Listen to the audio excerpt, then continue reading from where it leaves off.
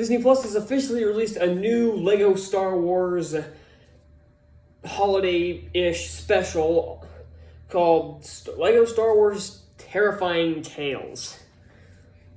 I should briefly talk about the holiday special that came out last year. I did a review on it last December, so you can go check that out for a more in-depth analysis, but, like, one word answer. Terrible. I hated it so much. I thought it was so stupid. It wasn't funny. I know it's aimed primarily at kids. I watched a lot of those. I watched like the Yoda Chronicles ones that came out years ago when I was a kid. And yeah, those were fine for when I was a kid. But I don't watch those anymore. I'm too old for them.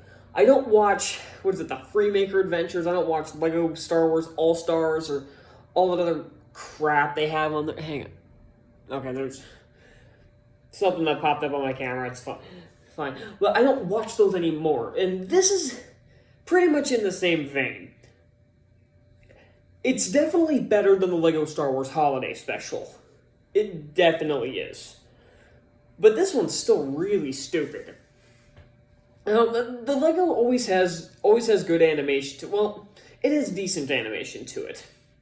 And they usually get some pretty good voice actors in. Ones who actually do kind of sound like the original characters. I think the guy who plays Poe Dameron in this does sound pretty close to Oscar Isaac.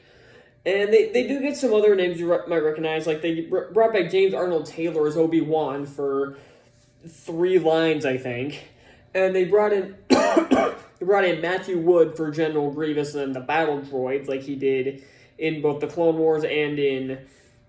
Well, he did Grievous in Revenge of the Sith. I don't know if he did the droids in that as well, but whatever. Yeah, he did those in... He played somebody else in this, too. I think he also played Ben Solo. Okay, that was fine. That was probably one of the ones that didn't sound very close. I think they should have gotten somebody else, but... Yeah, so yeah, voice acting's all fine.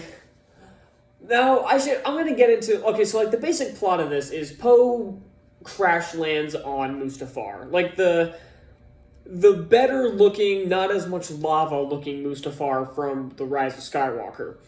And Graballa the Hutt, not to be confused with Gardula the Hutt, who owned Anakin back on Tatooine before Watto, wants to turn the castle into some kind of Sith hotel.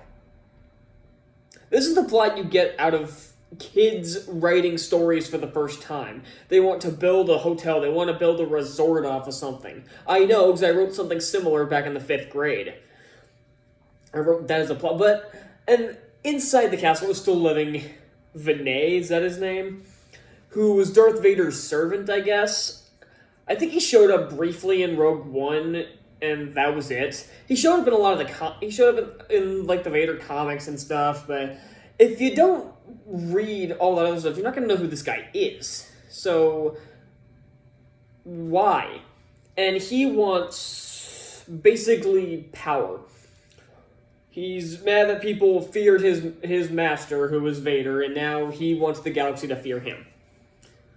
Simple Sith takeover plot, even though this guy is not a Sith. Right, so he ends up telling Poe and this kid who works for Graballa the Hutt named Dean that he tells them 3 different tales involving 3 different Sith.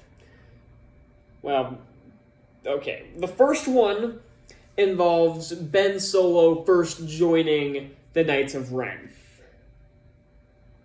This, not only is it kind of dumb, it doesn't match up with the film. Because in this, he joins the Knights of Ren, and Luke, sees him join the Knights of Ren. He doesn't tear down the school or anything else, and they make it look like all the other Jedi in Luke's academy are idiots. And according to the Last Jedi, or maybe it was Force Awakens, I don't know which one, Ben Solo apparently took some Jedi with him and killed the others. Not only is that not shown here, it's never even acknowledged. Although, to be fair, the sequel trilogy forgot to acknowledge it again, that he took some students with him. I originally thought that they were the rest of the Knights of Ren, but nope. Disney can't keep themselves consistent. So the second one involves Palpatine wanting to get this like all-powerful lightsaber that if you attempt to wield it, it basically drives you mad. And he instructs General Grievous to go get it, which is essentially Grievous's first mission for Sidious, I guess. And Darth Maul appears with his spider legs, and he tells Sidious that he's going to go get it if he can stand by his side once again. Like, okay, that's not a terrible idea. It doesn't match up with the continuity, so I don't know if Vinay's just pulling these stories out of his ass and just making stuff up, or if the people who wrote this have never seen a Star Wars movie, or never watched the Clone Wars, or Rebels, or any of them. So, you get a quick fight between Grievous and some, what are they called, Gundarks. It's a quick fight with them, and that's actually not a bad fight. It's like 10 seconds, but it's not that bad. Then you get a fight between Maul and Grievous, and it's a creative fight, I guess. It's not that great, because again, the animation's just kind of okay. But it's a decent fight, I guess. And then they have the third one, which is a completely bullshit story involving wishes, even called the Wookiee's Paw, which I guess is supposed to be, which is obviously referencing the monkey's paw. Ow. Oh, that was, I don't know if you guys heard that, but that was my knee. Ow. So, yeah, so it involves Luke getting a Wookiee's paw, a literal Wookiee's paw from Watto. Okay, because he certainly wouldn't be dead 19 years after the events of Revenge of the Sith, which is 13 years after Phantom Menace, I believe. So, yeah, he certainly wouldn't be dead. And apparently in a comic, Vader killed Watto. I didn't read that comic, but apparently that's canon now. So again, not one shit given for continuity. And Luke, essentially in this story, Luke makes a bunch of wishes that he ends up joining the Imperial Academy because he wants to be a pilot, and then he gets to fight the rebellion, and then later he becomes a Sith apprentice to Darth Vader. And then during the trench run, it's Leia and Obi-Wan instead of Luke and Biggs. Why Biggs isn't there at all, I don't know, but... And Luke's essentially with Vader, and he does some kind of stupid stunt that he did earlier on, and he ends up accidentally blowing up the Death Star with the TIE Fighter by accidentally shooting it the wrong way. And yeah, that's it. The stories are stupid, and they lead to a climax where Vinay makes this like big robot suit for himself with a mask that looks just like the one that Ren had in the first story. And also, I watched this on 2 separate days. I watched the first half, like, the day it came out, and then I watched the second half last night, because I kept putting it off because I had other stuff to do. So, yeah, my memory of the first half's a little rusty, but I think I got it down.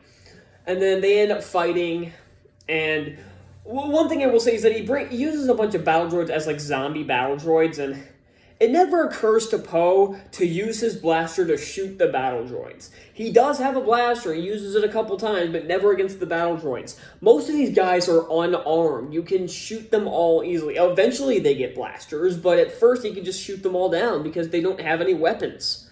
So there shouldn't be any tension here.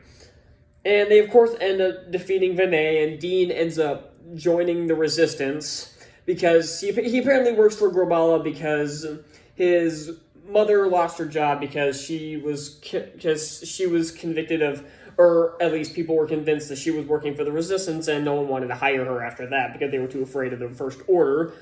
And so he's basically working in her stead. And honestly, that's not that bad of an idea. But again, the First Order is done for now, so this shouldn't be a problem anymore. The First Order's been wiped out. That's even like one of the first I think that's the first line is Poe saying, "Didn't you guys know you lost the war already?" Because he's like flying away from a bunch of TIE fighters. And yeah, they eventually, like I said, Dean joins the Resistance, and that's essentially the entire plot. It's kind of ridiculous, even for Lego. I would say this is horrible. Like, I'm sure your kids will get a kick out of it, I guarantee it. My brother probably liked it. Because I know you like the LEGO Star Wars Holiday Special, so they'll probably like this too. And again, like if you like the LEGO Star Wars Holiday Special for some reason, you'll probably like this. If you hated it like me, you won't like this. There are a couple more laughs here. Like, the jokes are a little better here, and the plot isn't ridiculous. And honestly, a fight between General Grievous and Darth Maul is an interesting idea. It's much better than a fight between Rey and Darth Vader. Who asked for that? Nobody. And at least they don't do any stupid time traveling nonsense, and it's just weird. I don't understand the appeal of these anymore. I understand the appeal to kids, but it seems like they're just all the same now. All the same base level jokes, all the same, just everything's the same nowadays. And for some reason, all these have to take place after Rise of Skywalker, which you really want to remind people of Rise of Skywalker? No. So, yeah, just much like the LEGO Star Wars Holiday Special, I'm not going to rate this. I'm not going to give this a rating, because it honestly seems pointless. Yeah, that's about all I have to say. Thank you all so much for watching, and now, if you'll excuse me, I have to go watch The Muppets Haunted Mansion. As long as it's not as bad as the Eddie Murphy one, should be good.